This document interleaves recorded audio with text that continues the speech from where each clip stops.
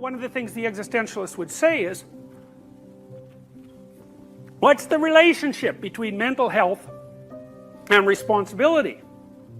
And that's a good question, because it also has to do with something like the definition of mental health and responsibility. It's like, if you want your life to be well constituted, let's say, whatever that means, and it doesn't mean being happy.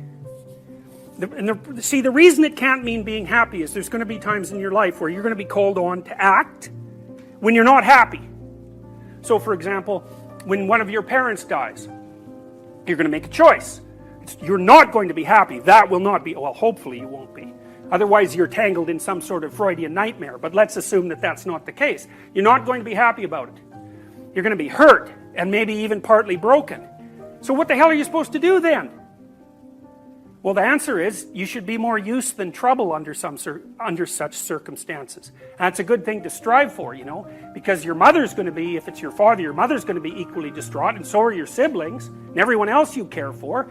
Maybe by that time you should be tough enough so that in that situation, you're good for something. Someone has to make the damn funeral arrangements. Someone has to settle out the will. Someone has to make sure the family doesn't degenerate into horrific squabbling, which is something that often happens after the death of a parent. And you're not going to be motivated to do that by happiness. And what if you have a sick child when you're a parent? Maybe it's a chronic illness. You are not going to be happy about that. You know, it'll be a weight that you carry with you all the time. And it's one of those things that seems particularly unjust. It's like, okay, well, you're no longer happy. Well, if being happy is the purpose of life, well, then you're basically, that's pretty much it for you, isn't it? And you know, these catastrophes that I'm speaking of, you can be certain that you're going to be exposed to many of those during your life. You know, it'll be a rare period. I think it's a rare period in anyone's life where one or more of such things isn't going on chronically. If it's not you with some terrible health problem or some other terrible problem, then it's a parent or a sibling or a child, or because you know you're connected to other people and they're vulnerable too. So that's the lot of human beings. And so if it's happiness, and this is what Solzhenitsyn said about happiness too, he said, happiness is a philosophy who's brought to ruin by the first blow of a guard's truncheon. It's like, yeah, that's about as bluntly as you can put it. Dostoevsky's critique basically said, you can't solve the problem of suffering by formalizing a utopia and joining it like a mass animal. You can't do that because you're not that kind of creature. Even if it was possible, you wouldn't accept it. You'd cause trouble because you're interested in trouble. You're probably more interested in trouble than you are in being happy. Kierkegaard says something similar, but in a more what would you say? In a manner that's more constructive in some sense with regards to what you should do with all that insane energy that you're not going to be able to encapsulate inside a utopia. And it has to do with individual responsibility.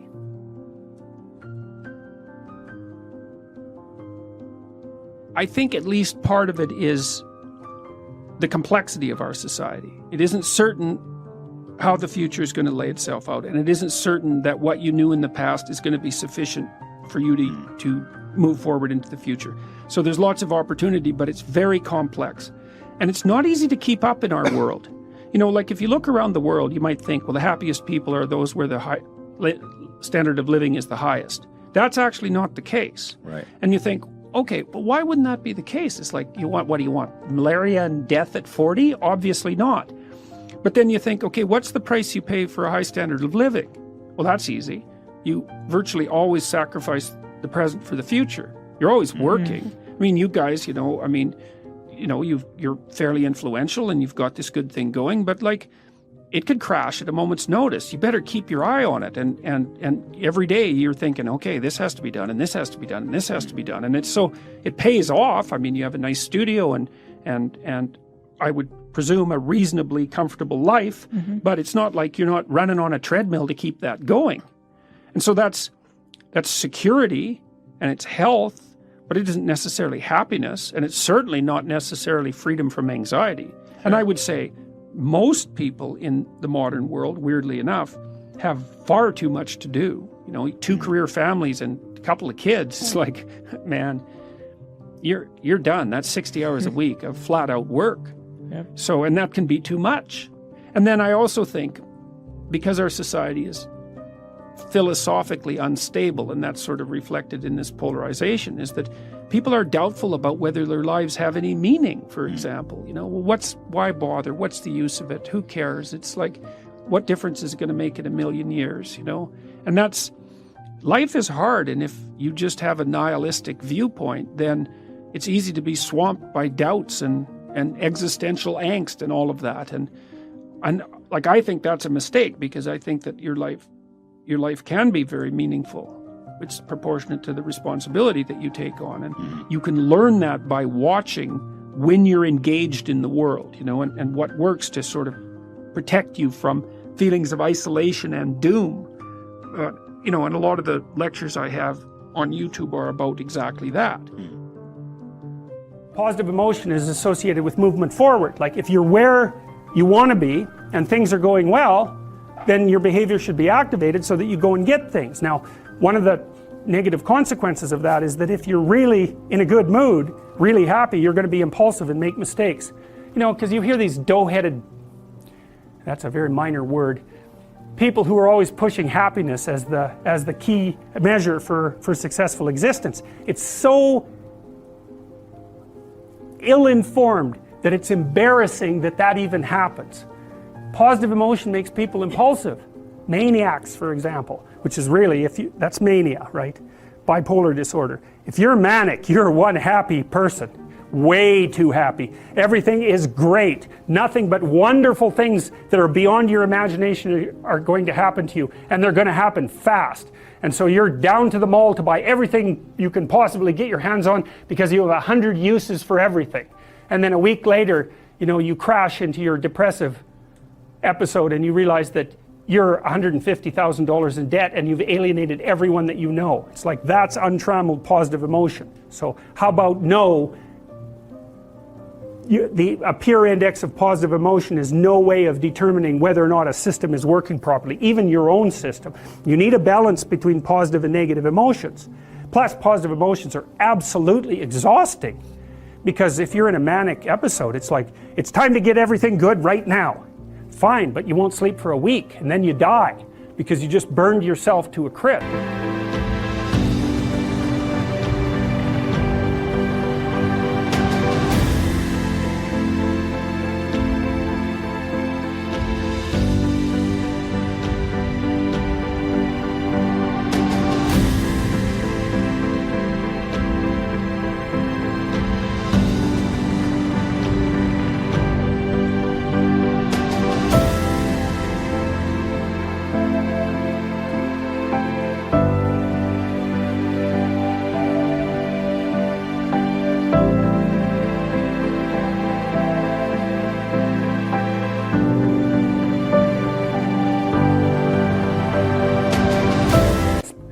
And so to be overwhelmingly enthusiastic about everything sounds like a real blast, and I've seen full-blown manics and they're having plenty of fun, but it is not a pleasant thing to behold. They're just all over the place. And, you know, yeah, it's really not good. It's really not good. You need a balance between these two systems, because the whole world isn't explored territory bursting with nothing but promise. That's not the world. The world is that, in a bounded space, a little bit, with an absolute horror show going out around the periphery. And both systems need to be active in order to keep you balanced. People do, unfortunately, sustain damage sometimes to the left prefrontal cortex, responsible for positive emotion, or the right prefrontal cortex, responsible for negative emotion. And if you sustain right hemisphere prefrontal damage, it makes you inappropriately happy and impulsive, and your life just goes, you just spiral downhill, because you make nothing but impulsive decisions.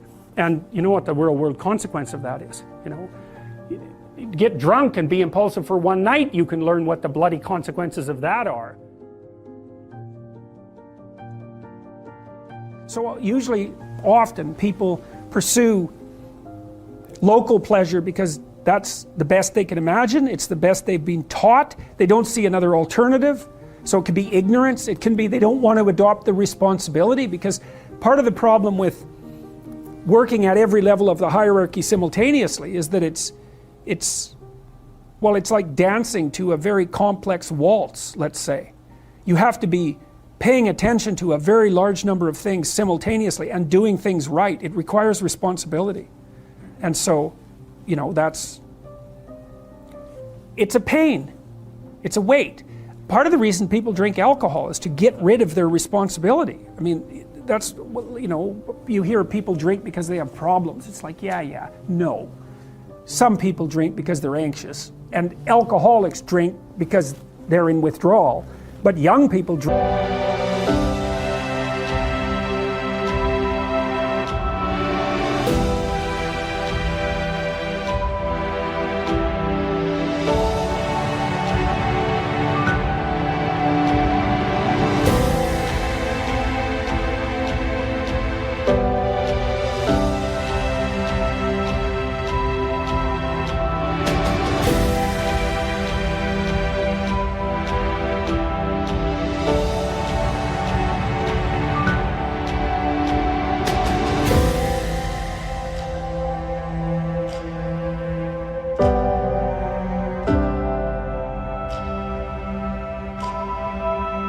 Because they're sick and tired of being responsible, because it's annoying. It's like, so I'll drink enough, I won't care about the medium to long-term consequences, because alcohol, that's exactly what alcohol does.